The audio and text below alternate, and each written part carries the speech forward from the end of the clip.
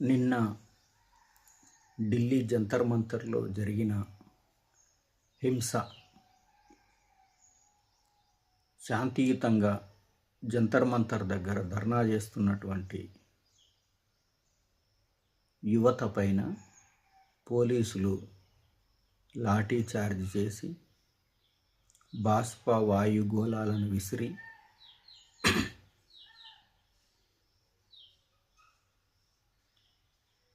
రక్తం కారేటట్లు, కాళ్ళు చేతులు విరిగేటట్లు లాఠీచార్జ్ చేశారు.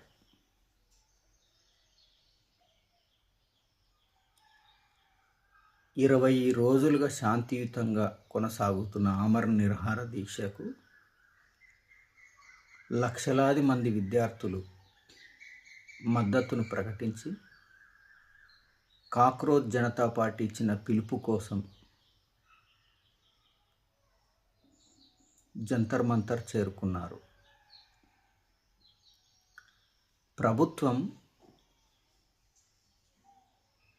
తప్పుల మీద తప్పులు చేస్తూ ఉంది. నీట్ పేపర్ లీకేజ్ చేసింది కేంద్ర ప్రభుత్వమే. ధర్మేంద్ర ప్రధాన్ను బర్తరఫ్ చేయకుండా కాపాడుతున్నది కేంద్ర ప్రభుత్వమే.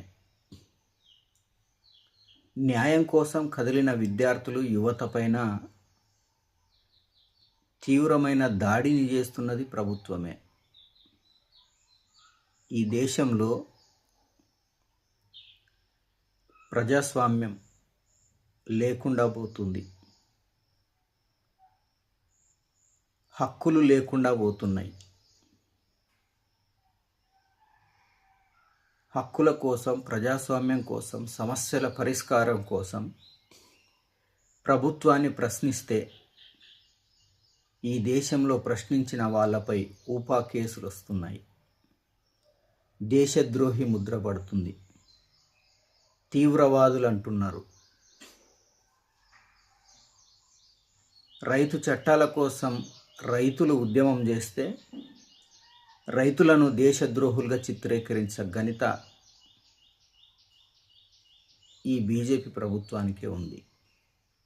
నేడు యువతను కూడా దేశద్రోహి అని, తీవ్రవాదులని, అసాంఘిక శక్తులని రకరకాలుగా ముద్రలు వేసేటటువంటి పని బీజేపీ ప్రభుత్వం చేస్తుంది. కానీ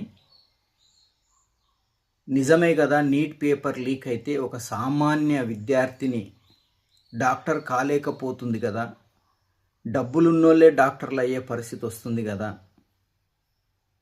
మరి సామాన్యులు డాక్టర్లు కాకూడదా? సామాన్యుల కళ కలగానే మిగిలిపోవాలా అనే ఆలోచన ఈ ప్రభుత్వానికి లేదు.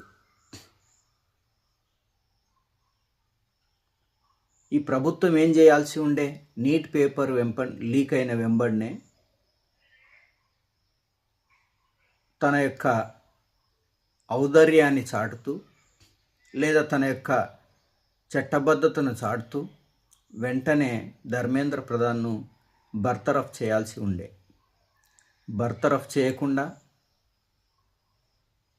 కాపాడుకునేటటువంటి పరిస్థితి తీసుకున్నదంటే చాలా ఘోరమైన విషయం ఇది. అందుకే మిత్రులారా, ఇది ఇక్కడితో ఆగదు. ఇది ప్రారంభమైంది. ఇంకా ముందుకు పోవాల్సినటువంటి పరిస్థితి మన ముందు ఉంది. నేను ఎప్పుడు కూడా సోషల్ మీడియాలో వీడియో చేయకూడదు అని చాలా రోజుల నుండి నేను మదన పడుతూనే ఉన్నా. కానీ నిన్న చూసిన దృశ్యాల తర్వాత సగటు మనిషిగా